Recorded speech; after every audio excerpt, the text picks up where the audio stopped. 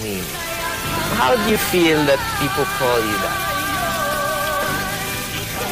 It's very flattering na tinatawag kang concert queen or whatever queen. It's very flattering, pero I don't really take it seriously. Parang hindi naman nakadepende yung career move ko or whatever sa mga title na binibigay sa akin. Are you competitive as an artist? Before. Before. Tipo, halimbawa, ay, may magaling. Hihiritan ko to. Hindi naman. I'm still a team player. Huwag lang ako hihiritan. Huwag ka lang hihiritan. At hihiritan mo rin. Hindi ko papakawalan niya.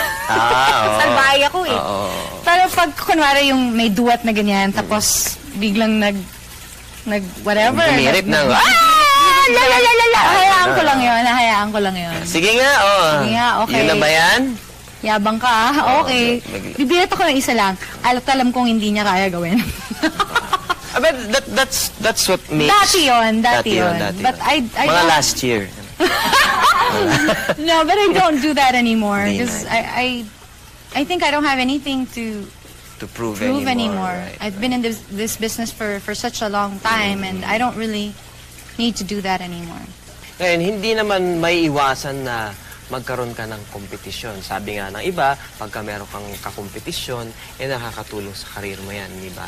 Sino sa tingin mo sa ngayon ang kakompetisyon mo? Madami naman akong kasabay eh. Andiyan si Jaya, si Lani. Sino pa ba?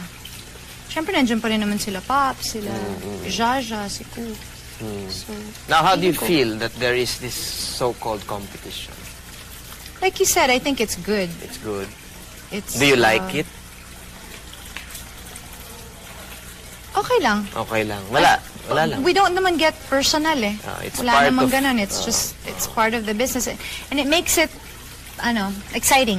Okay. Madaming ngayon mga singers na naglalabasan, and they're all very talented. And they have their unique styles. And they have their fans.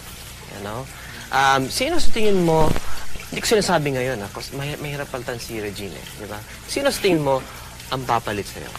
Madami eh. Si Kyla, I like her. Kyla. I think isa siya dun sa nadinig kong magaling talaga kumanta. Tsaka malinis kumanta. And of course, si Sarah Geronimo. What do you think is your dream that you have not fulfilled? I want to go back to school. Because I've always wanted to finish college. And I want to travel. You want to travel? Yes. By myself. By myself. And how long will you be gone? Hindi pa ako nagta-travel na ako lang mag-isa eh. Siguro yung sandali muna. Sandali muna. 1 month. Mga ganun. I've always wanted to go to Spain. To Spain? So, one day, hopefully I'd be able to do that. Okay. So, habang nagpupunta kang Spain, mag-cue to commercial muna tayo. Okay. Okay. Magbabalik po ang persona.